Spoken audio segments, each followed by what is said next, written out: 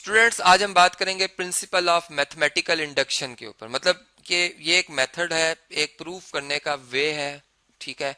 और इसमें जैसे एक हमने एक फार्मूला बनाया है सम का, कि हमारे पास जो टर्म्स आ रही थी, जैसे 3 है उसमें फर्स्ट टर्म, फिर 6 है, 9 है, अप टू 3n टर्म्स है। मतलब इसमें हर टर्म 3 का मल्टीपल है और इनका सम अगर आप करेंगे, चूंकि n एक बहुत बड़ी क्वांटिटी भी हो सकती है, बहुत ज़्यादा टर्म्स भी हो सकती है, तो वो एक फार्मूला के मुताबिक हमने इसको एक शॉर्ट वे इसका निकाला कि हम इसमें सिंपल अगर 100 टर्म्स भी हैं तो हम n की जगह 100 पुट करें, और इधर मतलब 100 पुट करने से जो आंसर आता है वो हमारे पास पहली 100 इस तरह की टर्म्स का सम आ जाएगा। अब ये बात ठीक है या नहीं ठीक, ये फार्मूला सही बना या गलत, इसको हम इंडक्शन मेथड से चेक करेंगे, ठीक है। यानी यहाँ पे लिखा हुआ है कि prove that this result is true for every positive integers n, ठीक है।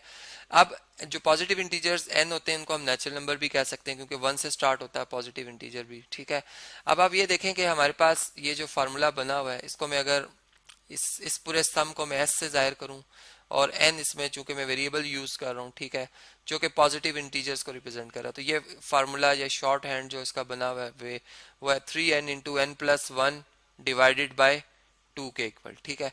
अब जो हमारे पास इंडक्शन मेथड होता है, बेसिकली इसमें दो स्टेप होते हैं। पहला स्टेप हमारा ये होता है, जिसे मैं S1 कहूंगा, कि जो हमारा गिवन रिजल्ट है उसको हम शो करते हैं कि वो ट्रू है फॉर n इक्वल टू 1, यानी अगर वो पहली टर्म के लिए ट्रू है, ठीक है, तो फिर हम एस्यूम करते हैं, मतलब इसके बाद जो स्टेप 2 जब हम स्टार्ट करते हैं तो उसमें हम खुद एस्यूम कर रहे होते हैं कि ये k नंबर्स के लिए, मतलब k 100 हो सकता है, 50 हो सकता है, कुछ भी हो सकता है, कि for n equal to k given result is true, ठीक है। जो भी फार्मूला बना हुआ वो ट्रू है, उसको हम फर्ज कर लेते हैं वो ट्रू है, ठीक है। और फिर उसके बाद जो है मतलब उससे नेक्स्ट एक नंबर के लिए, मतलब के 100 है तो फिर 101 के लिए हम रिजल्ट उस फार्मूला से खुद बनाते हैं, ठीक है। और फिर हम क्या करते हैं, इधर देन हम लिखेंगे then for n equal to k plus 1 it gives true result. ये हम प्रूव करते हैं, ठीक है, ये हम प्रूव करते हैं कि ये रिजल्ट जो है वो सही देगा, ठीक है, या ये ट्रू होगा, ठीक है। दूसरे अल्फाज में मैं यूं भी कह सकता हूं। अब ये बात हम कैसे इसी बात को मैं कैसे आपसे रिप्रेजेंट कर सकता हूं, देखें। अगर हम देखें यहाँ से S1 हमें बज़ाहिर नजर आ रहा है कि इसमें फर्स्ट टर्म हमारे पास क्या है, 3 है, तो इसमें S1 क्या बनेगा, 3 बनेगा। मतलब पहली टर्म का जो सम आ रहा है वो हमारे पास 3 आ रहा है, ठीक है। ये हमारे पास इक्वेशन नंबर 1 बन गई है। और अगर हम इस फार्मूला में हम क्या करते हैं, इनको 1 पुट करते हैं, ठीक है, तो S ऑफ 1 क्या आएगा हमारे पास, 3 इंटू 1, n की जगह 1 प्लस 1 डिवाइडेड बाई 2 आ रहा है, ठीक है। अब 1 प्लस 1 क्या बनता है, 2। 1 प्लस 1 की जगह हम क्या लिख सकते हैं, 2 लिख सकते हैं, ठीक है। 2 डिवाइडेड बाई 2, 2 से कैंसिल हो जाएगा, 1 आएगा, 1 मल्टीप्लाई बाई 3, तो S1 हमारे पास क्या आ गया, वो आ गया 3, ठीक है। S1 क्या आ गया, 3 आ गया, जो कि मतलब फर्स्ट टर्म का सम भी यही है।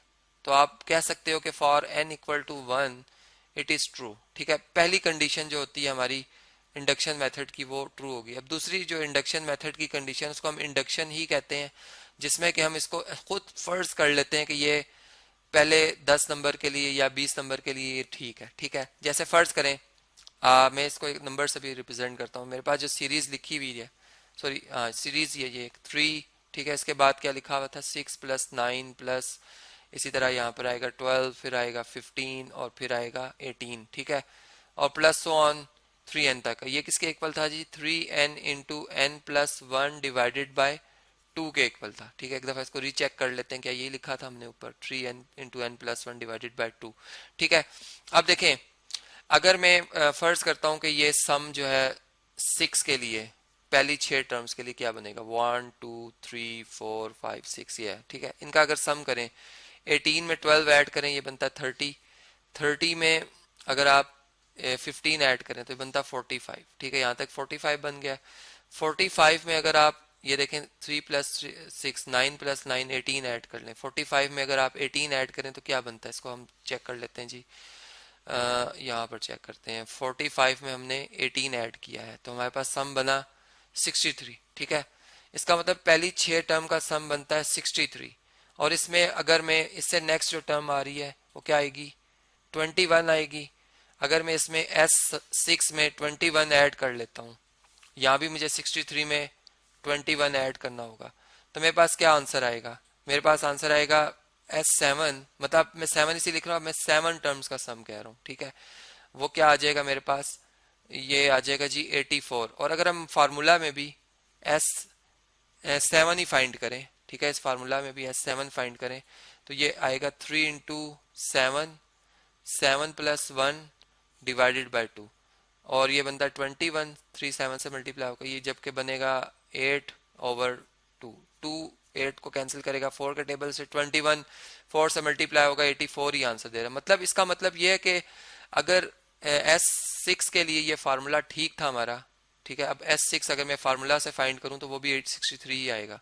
यहाँ पे हम लिखेंगे 3 इंटू 6, 6 प्लस 1 डिवाइडेड बाई 2, 2 6 को कैंसिल करेगा, 3 से 3 3 9, 9 मल्टीप्लाई बाय 7, 63 बनता है। मतलब कि अगर फार्मूला 6 के लिए ठीक है तो सातवीं वैल्यू हम खुद ऐड करेंगे और उससे जो सम बनेगा वो वही बनेगा जो कि फार्मूला से भी S7 मतलब मतलब जो उसमें 7 टर्म्स लिखने से फार्मूले से वैल्यू आती वही आएगी। मतलब बात आपको समझ आ गई होगी। अब इसी चीज को अगर मैं एक ओपन मतलब एक जो है वो थ्योरम की शक्ल में आपसे एक्सप्लेन करूं तो मैं यूं कह सकता हूं कि अब हमारा जो रिजल्ट है, हमारी जो सीरीज है क्या थी जी?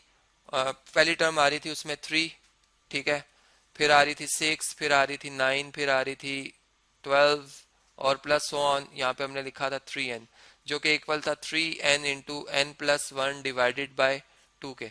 तो हमने फर्ज किया, अस्यूम किया, ठीक है, अस्यूम कर लिया कि it is true for n equal to k, ठीक है। मतलब s ऑफ k क्या आएगा? s ऑफ k हमारे पास आ जाएगा 3k into k plus 1 divided by 2, ठीक है। अब k टर्म फर्स्ट कर लें, यहां तक आती है, यहां तक k टर्म है, यहां पर कोई kth टर्म लिखी हुई है, ठीक है। ये यहां पर मैं क्वेश्चन मार्क डाल देता हूँ या इसे मैं लिख देता हूँ कि ये मेरी kth टर्म है, a k लिख देता हूँ इसे, ठीक है। अब क्या करता हूँ मैं, अब a k से अगली जो टर्म है a k प्लस 1 वो इसमें मैं ऐड करूंगा। मतलब s ऑफ k में जो मेरी kth टर्म है, जो कि मैं इसे लिखूंगा, जो कि फर्ज करें इससे जो नेक्स्ट नंबर आ रहा है वो k प्लस 1, या अगर इसकी जनरल फॉर्मेशन कर लें अगर हम इसकी, तो इसकी जनरल फॉर्मेशन क्या बनती है? मतलब देखें ये एक हमारे पास अरिथमेटिक सीरीज है, 3 के बाद 6 आ रहा है, 6 के बाद 9 आ रहा है, मतलब 3 का डिफरेंस है इसमें, ठीक है। फर्स्ट टर्म 3 है इसमें, ठीक है। तो इसकी जनरल टर्म क्या बनेगी? इसकी जनरल टर्म बनेगी an is equal to a1 plus n minus 1 into d होती है, ठीक है। तो इसमें अब हम अगर a k प्लस 1 टर्म की बात कर रहे हैं तो वो किसके इक्वल होगी? a1 इसमें 3 है, 3 प्लस n की जगह हम क्या लिखेंगे? k प्लस 1 माइनस 1 और d कितना था? 3 था। तो ये आप देखें 1 1 से कैंसिल हो जाएगा, हमारे पास क्या आंसर आएगा? इसकी जो k प्लस 1 टर्म होगी वो होगी 3 प्लस 3k, ठीक है। या आप इसमें से अगर 3 कॉमन ले लें तो 3 इंटू k प्लस 1 होगी। इसका मतलब कि इसमें हम 3 इंटू k प्लस 1 ऐड करेंगे, ये से नेक्स्ट टर्म है, जैसे मैंने उसमें ऊपर ऐड किया था इसी तरह इधर भी 3k into k plus 1 over 2 में हम क्या ऐड कर लेंगे? हम इसमें ऐड कर लेंगे 3 इंटू k प्लस 1, ठीक है जी। ये बात समझ आ गई आपको कि हम जो हमारे प्रोग्रेशन है उसके हिसाब से हम देखेंगे हमारी नेक्स्ट टर्म क्या बनती है, ठीक है। और जो भी वो नेक्स्ट टर्म बनेगी वो हम सिंपल उसमें ऐड कर लेंगे। यहाँ पर से कॉपी कर लेते हैं जी, और इससे नेक्स्ट स्टेप में जब हम जाएंगे यहाँ पर, अब आप देखें कि हमारे पास जो आंसर आ रहा है ये सम बन जाएगा k प्लस 1 के लिए, ठीक है। जबकि यहाँ से आप देखें तो 3 इंटू k प्लस 1 जो है इन दोनों टर्म में कॉमन है, k प्लस 1 और यहाँ भी k प्लस 1 है, जबकि यहाँ पे 3 और यहाँ भी 3 कॉमन लेंगे, यहाँ पे क्या रह जाएगा? k और यहाँ पर क्या रह जाएगा? 1, ठीक है। मतलब ये तो होल कॉमन आ गया है, ठीक है। जबकि यहाँ पर अगर हम देखें तो यहाँ पर डिवाइडेड बाय 2 भी था, यहाँ पर हमें क्या करना होगा? डिवाइडेड बाय 2 खुद से लिखना होगा, मल्टीप्लाई बाय 2 करेंगे और डिवाइड भी 2 करेंगे ताकि डिनोमिनेटर कॉमन आए। और अब आप देखें यहाँ से 2 बच जाएगा, मतलब 1 नहीं आएगा बल्कि क्या आएगा? 2 आएगा, ठीक है जी। और अब आप इसको लिख सकते हैं 3 इंटू k प्लस 1, ठीक है, k प्लस 1 और प्लस 1, ठीक है। मतलब इसको हम k+2 को k+1+1 लिख सकते हैं। तो यहाँ से आप देख सकते हैं कि एस ऑफ k+1 से जो फार्मूला बना है वो वैसे ही बना है जैसे एस ऑफ n से बना था हमारे पास, जो था 3 × n+1 डिवाइडेड बाई 2। मतलब जो नंबर है n यहाँ पर वो k+1 है, वो आएगा 3 से मल्टीप्लाई होगा और उस नंबर में k+1 में 1 ऐड होगा और डिवाइड होगा 2 से। बिल्कुल वही चीज बनी। इसका मतलब ये ट्रू है, ये रिजल्ट ट्रू है for n equal to k+1 के लिए। वही चीज, वही फॉर्मेशन, वही फार्मूला बन रहा है। इसका मतलब ये फॉर ऑल पॉजिटिव इंटीजर्स के लिए ट्रू है। तो इस तरह से मैथमेटिकल इंडक्शन हम ये रिजल्ट प्रूव कर सकते हैं।